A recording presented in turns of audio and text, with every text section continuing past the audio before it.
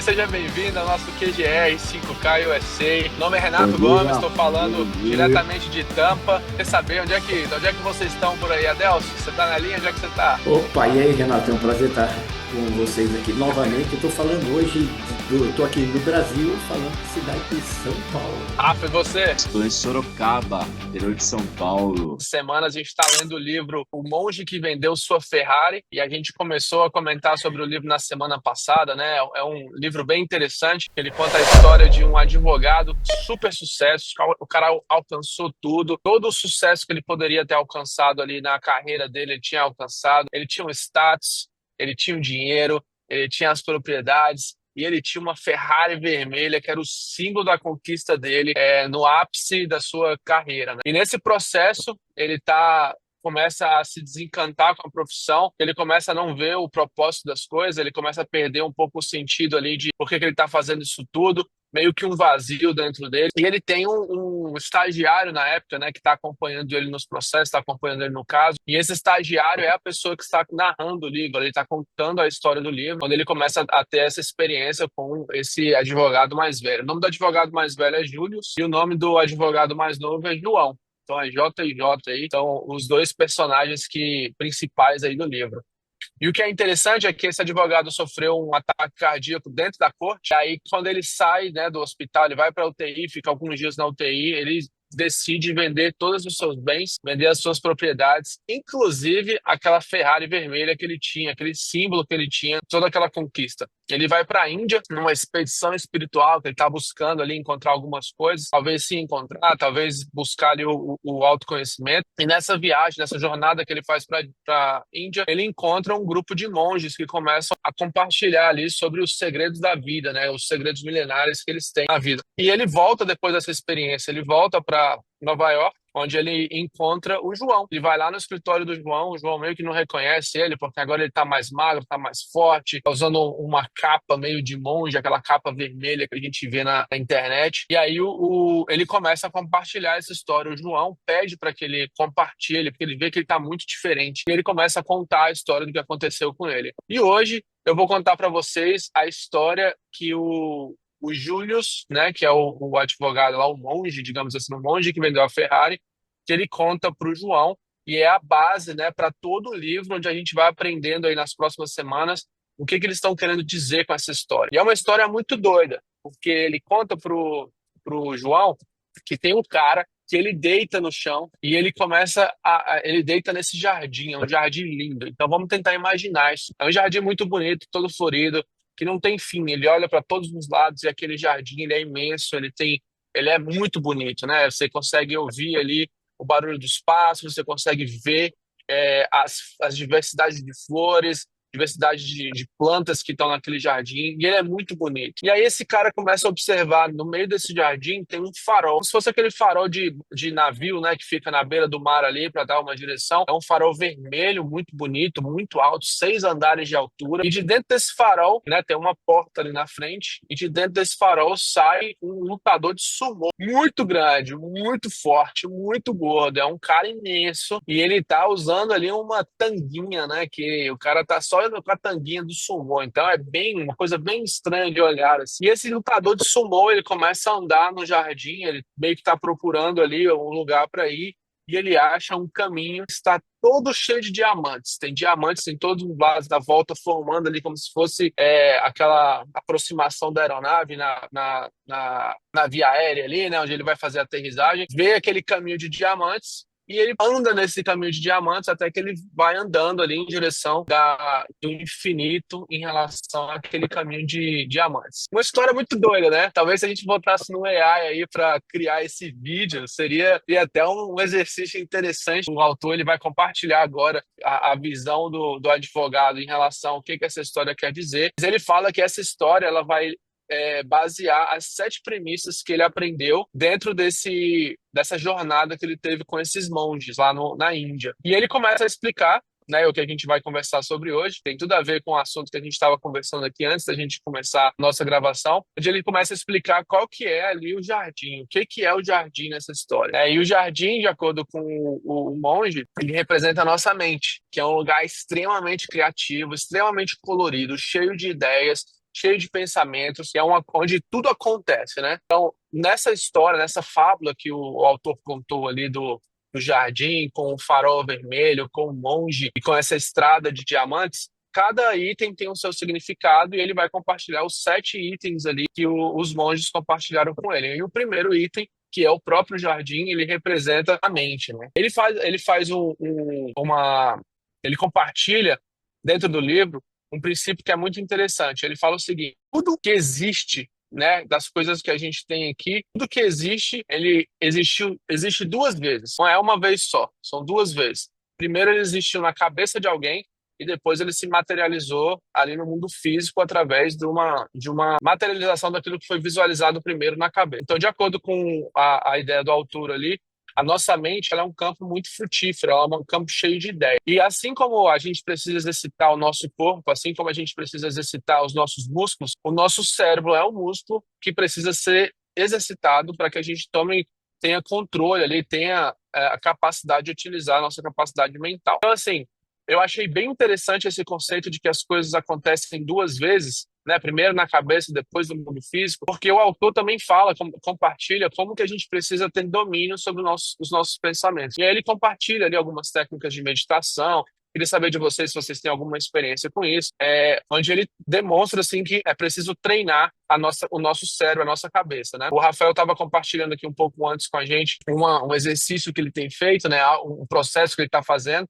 E, Rafael, se você quiser compartilhar com a gente aqui no nosso QGR, mais uma vez, o que você está falando, eu gostaria de entender também como é que é essa parte mental desse controle que acontece. Mas, assim, o tema que a gente está conversando hoje no nosso QGR, então, é essa questão do jardim ali, que é o nosso cérebro, né? A gente precisa ter atitudes para controlar os nossos pensamentos. Se a gente começa a deixar os pensamentos intrusivos, né, de pensamentos ruins, pensamentos de julgamento, de acidente, enfim, a gente acaba visualizando primeiro no nosso cérebro algo que pode acontecer no mundo físico. Mas esse é o nosso QGR de hoje, a nossa conversa de hoje. O monge que vendeu sua Ferrari e o espaço ali naquele jardim do que é a nossa mente, com os nossos pensamentos. Ok, primeiramente, obrigado pela oportunidade de estar aqui, falando com vocês. Eu costumo falar assim, que a mente mente, né? A mente nos engana a todo momento. Então, assim, grande parte dos nossos pensamentos são repetitivos, né? 70% na média são pensamentos repetitivos do passado, né? Pensamentos do passado, que a gente já pensou ontem, anteontem, semana passada, então a gente está muito repetindo os mesmos pensamentos. Uma outra porcentagem é do futuro, daquilo que a gente acha que pode acontecer, que não pode, que talvez aconteça, que não sei o quê. Então a gente fica muito aqui, ó, na mente. E aí isso tira a nossa concentração do momento presente, né? Que é onde tudo acontece na nossa vida, onde a vida acontece, né? A vida acontece agora, nesse momento, está acontecendo agora, né? Então, assim, eu estou fazendo uma técnica, né? De jejum intermitente junto com um propósito espiritual, né? De limpeza mental e emocional, né? Então a limpeza mental é esvaziar a mente, esvaziar. Então assim, não é controlar a mente, não é controlar os pensamentos, não é tentar forçar não, é simplesmente esvaziar. Para esvaziar, você precisa silenciar, né? E a gente está muito assim hoje na sociedade, no dia a dia, que é muito ruído, né? São muitas informações, rede social é muita informação, muita coisa, são muitas expectativas, né, para nossa vida. Então a gente vai criando muitas identificações, perspectivas, expectativas, rótulos, ruídos, informações, pessoas, relacionamentos, e aí isso acaba até poluindo às vezes, né? E tirando o foco daquilo que é essencial. Então quando a gente silencia a mente e não se identifica com isso, né, não tenta controlar nada, simplesmente deixa passar, como se fosse uma nuvem. Não sei se você já observou no céu, né? Quando às vezes você olha assim para o céu, você vê uma nuvem ali, né? Um formato bonito e tal. E você ali contempla aquela nuvem e tal. Passou 1, 2 minutos, daqui a pouco sumiu, desapareceu aquela nuvem, né? Aí aparece outra. Ou limpa o céu, né? O céu fica limpo, fica aquele céu claro, né? Como se fosse um céu de brigadeiro. É a mesma coisa na nossa mente. Então, assim, é você não se identificar com os seus pensamentos. É você deixar os pensamentos irem embora. Esvaziar, esvaziar. Quando você se esvazia, você, então, abre um espaço, né, para que você possa estar presente neste momento, né, com um estado de consciência. Consciência sobre o seu corpo, o que está acontecendo com o seu corpo, as dores que você carrega, que você não escuta, as dores que você carrega, as dores emocionais, a culpa, ressentimento, mágoas, críticas, julgamentos, tudo isso está no seu corpo, né? Tem vários estudos que falam, né, que aquilo que a gente pensa vem para o nosso corpo. Nosso corpo sente, grava isso, né, energeticamente. Então, quando você está presente, você começa a sentir mais você. E perceber também tudo que está acontecendo à sua volta. Então, aumenta, né, o seu campo de sensibilidade, talvez extrasensorial, né? Você começa a sentir mais o ambiente, a tonalidade do ambiente, né? Os tons, diferentes tons, os sons, as vibrações, né? Então você consegue sentir, por exemplo, uma pessoa ou um ambiente que está hiperativo, né? Hiperansioso, e um outro ambiente que está mais tranquilo, mais calmo. E muitas vezes a gente não percebe que esse ambiente somos nós, né? Que nós somos o furacão, nós somos a tempestade, né? Então, você se coloca num lugar de paz, né? De receptividade, de observação, de contemplação. E sim, nesse espaço, né? De silêncio, de contemplação, de presença, o jardim pode ser construído, né? Um belo jardim, com flores que exalam perfume. Então, assim, não tem como a gente construir um belo jardim na nossa mente se a nossa mente está poluída, né? Está distraída, completamente desfocada, né? Daquilo que é essencial para a nossa vida. Porque muitas vezes a gente acha que é essencial e não é. Às vezes a gente está buscando um curso, mas não faz sentido você fazer esse curso. Por que você está fazendo esse curso? Não faz sentido. Por que você está lendo esse livro? Não faz sentido. Por que você está mantendo essa relação, esse relacionamento? Não faz sentido. Não está te fazendo bem, não é essencial para você nesse momento. Então, Sim. assim, muitas vezes a gente vai fazendo as coisas na vida e não é aquilo que a gente sente mesmo, sabe? Que a gente realmente quer fazer. A gente faz porque é influência de alguém, porque alguém falou que tem que fazer, porque a gente está se comparando a alguém, e não é a nossa verdade. Então, assim, é uma relação de auto-amor, né, de autocuidado, e, como eu disse, né, no meu no propósito de jejum, que é um jejum espiritual, né, de limpeza mental e emocional, para que no final desse jejum ou no processo eu possa me aproximar mais de Deus, né? E Sim. fazer com que a minha mente seja a mente de Deus. Que é difícil, né? Mas a gente se esforça. A mente ser uma mente limpa, né, dos ruídos, uma mente focada no Evangelho, uma mente que seja, eu possa estar realmente conectado com aquilo que é essencial para a nossa vida e para o nosso crescimento espiritual. Show, show, Gabriel. Estamos por aqui. Meu, é aquela coisa, semente somos sementes de Deus, entendeu? Tem até um livro aí que o nome é Semente de Deus, um autor aí que foi muito legal esse livro aí, eu li há muitos anos atrás.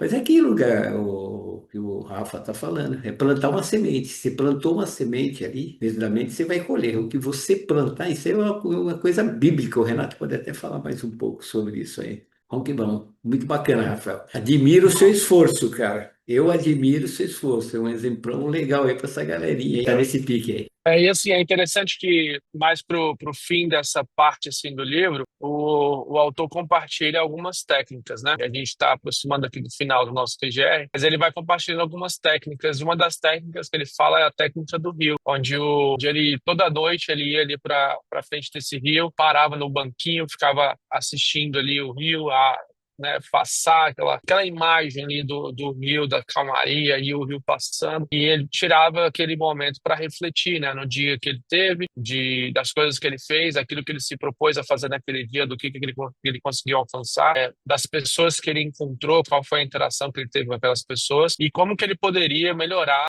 daquele dia para o próximo, né, o que ele poderia trazer para o próximo dia de aprendizado, de melhora, sem ter o julgamento, né, porque a gente não é perfeito, então não vai dar certo todo dia. Não vai dar certo dia nenhum. A gente vai chegar no final e vão ter coisas que a gente poderia ter feito de forma diferente. A ideia de olhar para o rio ali não é de trazer julgamento, mas é de trazer reflexão, né? De entender, de se tornar mais humilde e tal. Então, assim, e é interessante porque o João, né, que era o assistente do advogado, que agora é um dos advogados lá, dos parceiros, é um dos sócios do escritório, ele pergunta, pô, mas então eu tenho que ir, em qual rio que eu tenho que ir? Aí ele fala, não, o rio pode ser qualquer coisa, o rio pode ser você sentar no seu sofá, o rio pode ser você sair para fazer uma caminhada, o rio pode ser, sabe, assim, 5 minutos de reflexão ali na cama antes de dormir e tal. E aí isso me lembrou um trecho bíblico onde o pessoal está discutindo com Jesus, né? Qual lugar que deveria ser feita a adoração? É no monte tal? É na sinagoga tal? É na igreja tal? E Jesus fala o seguinte: olha, você faz. O que Deus está buscando são verdadeiros adoradores que o adoram em espírito e em verdade. Então não é no lugar, é na pessoa. O lugar é você. E aí eu fiquei refletindo sobre isso em relação aos nossos momentos com Deus, né? O livro ele traz ali toda uma ideia de meditação e aí a gente observa como que a Bíblia ela tem várias histórias, né, que são contadas ali. Primeiro no Antigo Testamento os fatos históricos, né, que aconteceram, são embasamentos históricos da história que levou até Jesus. Quando Jesus está na Terra, ele começa a contar, ensinar os discípulos e as pessoas que estavam em volta através de parábolas, né? Assim como nesse livro, a base desse livro é uma fábula ali dessa história do jardim com o farol e tudo mais. Então, assim, a ideia é de que a gente mantenha essa mente reflexiva, né? Como o Rafael falou, a maior parte dos nossos pensamentos são repetitivos. Então, por que a gente não poderia escolher os pensamentos repetitivos que vão estar circulando na nossa cabeça? Ele fala de alguns exercícios, né? Quando você tiver um pensamento intrusivo de falar mal de alguma coisa, que você observou aquele pensamento e naquele momento você consiga trocar um pensamento ruim ou um pensamento intrusivo por um pensamento bom, que vai trazer uma produtividade melhor ali, um resultado melhor. Com o objetivo de estar treinando a nossa mente, né? De estar treinando esse músculo para alcançar coisas maiores. Mas é isso, pessoal. Acho que a gente vai chegando no final do nosso QGR. A gente normalmente encerra o nosso QGR com uma oração. Queria agradecer a você, Adelson, por estar aqui com a gente, o Rafael, e você que está nos assistindo aqui pela gravação. Seja muito bem-vindo. Se você tiver alguma sugestão de livro para o nosso QGR, deixe aí nos comentários. Se quiser participar conosco aqui, entra no nosso grupo do WhatsApp para a gente poder trocar uma ideia e compartilhar as informações ali de como está aqui na nossa reunião. Deus, nós te damos graças por esse dia. Deus, nós nos rendemos ao Senhor. Deus, nós reconhecemos que a gente precisa do Senhor, Deus, no nosso dia.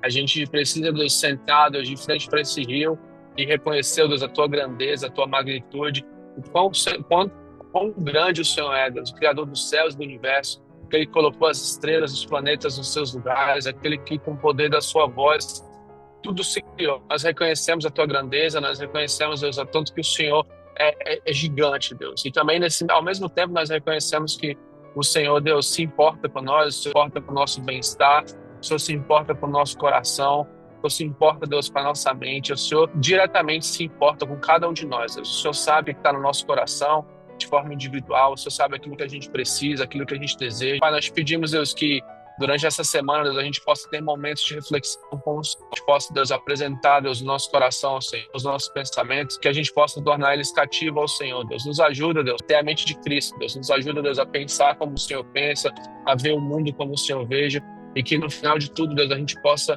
obedecer o teu mandamento, Deus, de amar a Deus sobre todas as coisas e o próximo como nós mesmos. Nós te agradecemos pelo dia de hoje, te agradecemos, Deus, por aquilo que está por vir no nosso dia, na nossa semana. Nos graça por tudo isso, Deus. Amém.